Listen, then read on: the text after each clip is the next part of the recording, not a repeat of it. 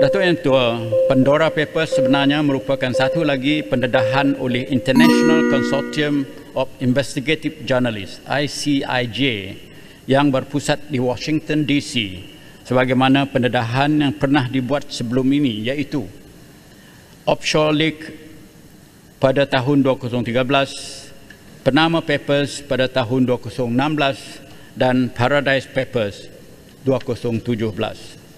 ICIJ merupakan organisasi yang menghimpunkan lebih 280 jurnalis dan wartawan dari lebih 100 buah negara, di samping mempunyai rangkaian kerjasama dengan media-media utama seperti BBC, The New York Times, The Guardian.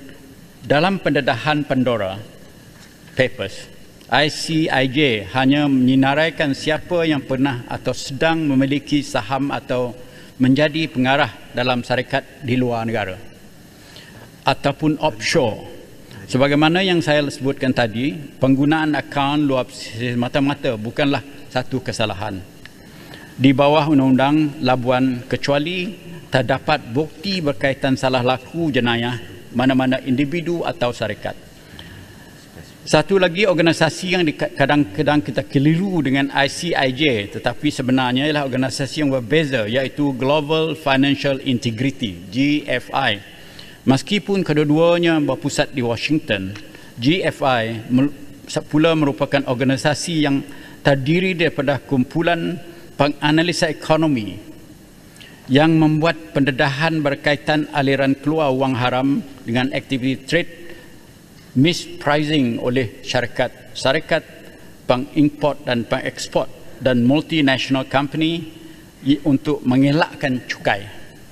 Merujuk kepada laporan pihak The Coverage berkaitan pengaliran keluar dana sebanyak 1.8 trilion dan nama-nama individu lain seperti ahli-ahli keluarga mantan Perdana Menteri, laporan itu sebenarnya tidak merujuk kepada Pandora Papers.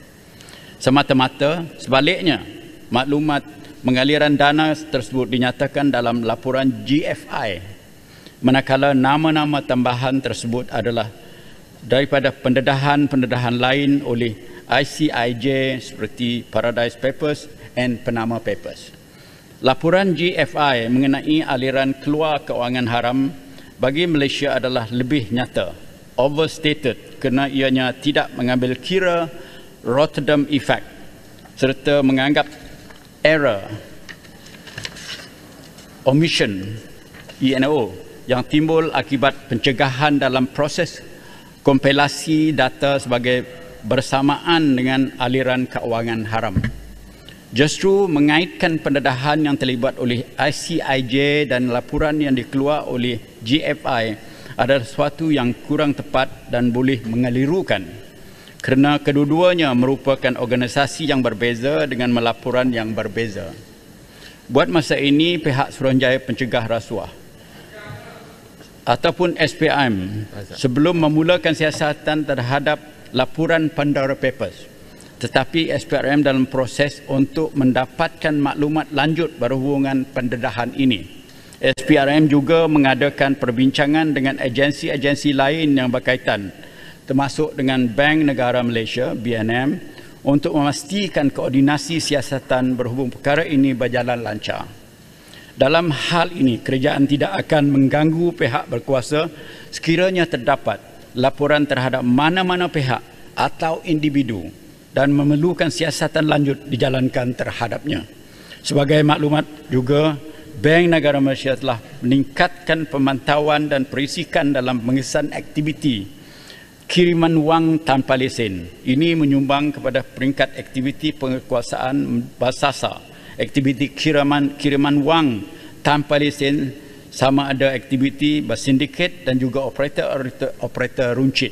Menteri bagi tempoh 2017 hingga 2020, sedikit lagi Ahmad Yang Tua. Tindakan penguatkuasaan telah dipertingkatkan dengan 64 kes telah didakwa di mahkamah melibatkan lebih 11 juta jumlah denda dan palucutan harta. Datuk Yang Tua, terima kasih. Terima kasih.